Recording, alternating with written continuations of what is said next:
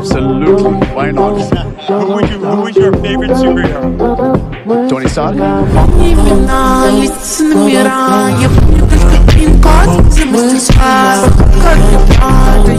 Hello दोस्तों, क्या आपको याद है वो मोमेंट जब टोनी स्टार्क ने कहा था आई एम आयरन मैन।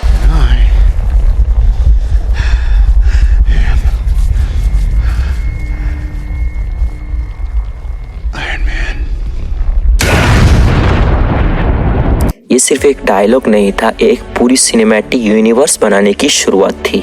आज हम बात करेंगे ऐसे सुपर हीरो की कहानी की जो न सिर्फ मार्वल सिनेमैटिक यूनिवर्स का फाउंडेशन बना बल्कि एक एक्टर की जिंदगी भी बदल गई। एक तरफ एक flirt billionaire genius Tony Stark और दूसरी तरफ एक एक्टर रॉबर्ट डाउनी जूनियर जिनकी पर्सनल और प्रोफेशनल लाइफ एक टाइम पर पूरी तरह से गड़बड़ थी। दोनों की रिडेम्पशन जर्नी इतनी इंस्पायर है कि आज हम इसी को एक्सप्लोर करेंगे, तो शुरू से एंड तक बने रहना और हाँ, वीडियो को लाइक कर देना और चैनल को सब्सक्राइब जरूर से कर देना। आयरन मैन यानी हमारे रॉबर्ट डाउनी जूनियर का नाम हॉलीवुड के सबसे बड़े स्टार्स में आता है, लेकिन एक टाइम था जब उनका करियर खत्म होने की कगार पर था। 90s की शुरुआत में रॉबर्ट डाउनी जूनियर एक प्रोमिसिंग एक्टर थे। हर डायरेक्टर उनके साथ काम करना चाहता था, लेकिन ड्रग एडिक्शन और कानूनी परेशानियों की वजह से उनका लाइफ डाउनहिल में चला गया। 1999 में उन्हें जेल भी भेजा गया और हॉलीवुड स्टूडियो में उनका साथ काम करना बंद कर दिया। मार्वल स्टूडियो भी उस समय बैंकरप्सी के करीब था, लेकिन किस्मत का खेल देखिए, एक एक्टर जो अपने लोएस्ट पॉइंट पर था और एक स्टूडियो जो टूटने की कगार पर था, दोनों ने मिलकर एक हिस्ट्री क्रिएट कर दी। 2006 में मार्वल स्टूडियो ने डिसाइड किया कि वो अपने इंडिपेंडेंट मूवी बनाएंगे। जॉन फेवरियो जो आयरन मैन के डायरेक्टर थे, उन्होंने इंसिस्ट किया कि टोनी स्टार्क के रोल के लिए Robert Downey junior perfect fit है, लेकिन स्टूडियो को लगता था कि रॉबर्ट डाउनी जूनियर एक रिस्की चॉइस हो सकते हैं, बेकार चॉइस हो सकते हैं। फेवरियो ने कहा टोनी स्टार्क और रॉबर्ट डाउनी जूनियर काफ़ी सिमिलर है, दोनों फ्लूइड हैं, लेकिन दोनों में पोटेंशियल है ग्रेटनेस अचीव करने का। फाइनली आयरन मैन के लिए रॉबर्ट डाउनी जूनियर को कास्ट किया गया। सोचिए, एक एक्टर जो रियल लाइफ में अपने डेमन से लड़ रहा था, अपने परेशानियों से लड़ रहा था, कैसे एक फिक्शनल हीरो बन गया जिसने आगे जाकर दुनिया को इंस्पायर करा। 2008 में फिर आयरन मैन मूवी को रिलीज किया गया और ये सिर्फ एक मूवी नहीं, एक फिनोमिनन बन गई। फिल्म की स्टोरी टोनी स्टार्क की ग्लैमरस आकर्षक प्लेबॉय लाइफ स्टाइल से शुरू होती है। एक जीनियस बिलियनियर जो सिर्फ अपने लिए जीता है और कैसे वो अफगानिस्तान में किडनैप हो जाता है, उसकी बनाई वेपन्स उसके खिलाफ यूज होते हैं। ये रियलाइजेशन उसके लिए लाइफ चेंजिंग है। यहीं से टोनी स्टार्क का रिडेम्पशन आर्क शुरू होता है। अपने कैप्टिविटी में टोनी स्टार्क अपना पहला आयरन मैन सूट मार्क 1 बनाता है। ये सीन एक मेटाफोर है, एक इंसान जो अपने मिस्टेक से सीखता है और वो अपने दुनिया को बेटर बनाता है। रॉबर्ट डाउनी जूनियर का सरकास्टिक ह्यूमर और नेचुरल करिश्मे ने टोनी स्टार्क को रिलेटेबल बनाया। उनका डायलॉग एवेंजर्स एंड गेम में आई एम आयरन मैन एक इम्प्रोविजेशन था जो मार्वल सिनेमैटिक यूनिवर्स का डिफाइनिंग मोमेंट बन गया। आयरन मैन की सक्सेस के बाद एमसीयू ने अपना यूनिवर्स को बढ़ाना शुरू किया।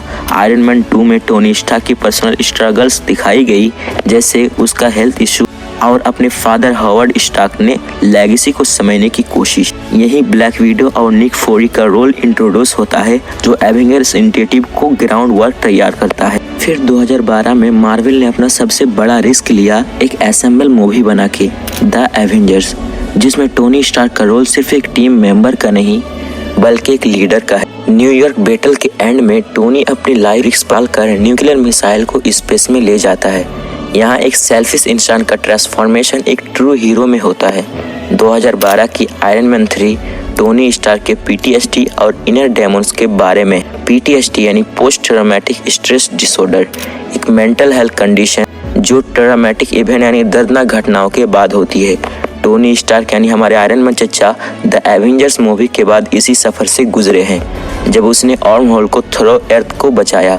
आयरन मैन 3 में क्लियरली दिखाया गया कि उससे एक्साइटी अटैक्स होते हैं, बुरे सपने आते हैं और वो कॉन्स्टेंटली अपने आर्मर पर काम करता है अपने आप को सिक्योर फील करने के लिए। पीटीएसडी का दिखाया जाना टोनी स्टार्क को ज़्यादा ह्यूमन और रिलेटेबल बनाता है और ये हाईलाइट करता है कि मेंटल हेल्थ के स्ट्रगल्स किसी को भी इम्पैक्ट कर सकते हैं, चाहे वो सुपर हीरो ही क्यों ना हो।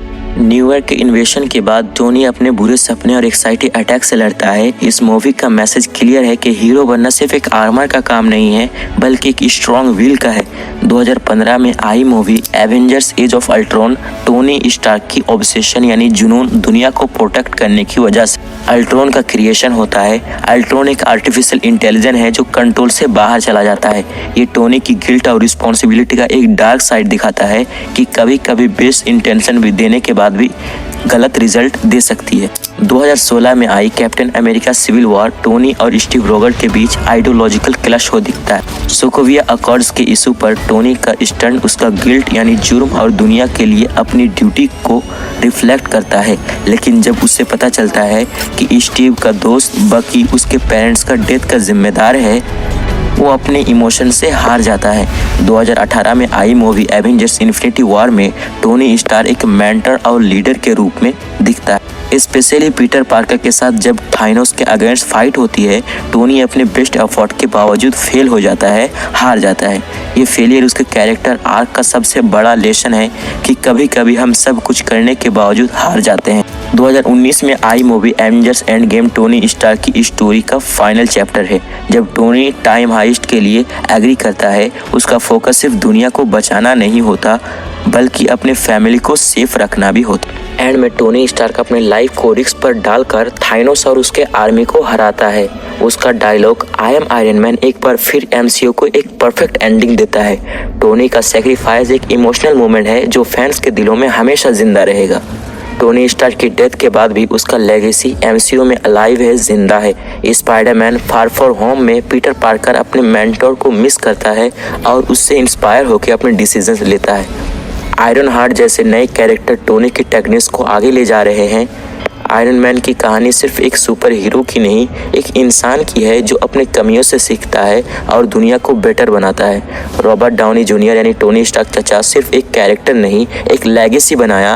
आज एमसीयू अगर दुनिया का सबसे बड़ा सिनेमैटिक यूनिवर्स है तो उसका श्रेय आयरन मैन को जाता है। दोस्तों, एक डायलॉग था हमारे टोनी चचा का जो आपकी लाइफ के लिए एक इंस्पिरेशन हो सकता है। It's not about how much we lost, it's about how much we have left. तो क्या आप अपने लाइफ में आयरन मैन बनेंगे या कुछ और? हमें कमेंट में ज़रूर बताना। और हाँ, क्या आप ऐसे ही कैप्टन अमेरिका के ऊपर प्रॉपर वीडियो चाहते हैं तो वीडियो में कमेंट्स जरूर से कर देना। और हाँ, इस चैनल को सब्सक्राइब करके इस वीडियो को भी एक प्यारा सा लाइक कर देना ऐसे ही यूनिक और इंटरेस्टिंग वीडियोज़ के लिए। Bye bye.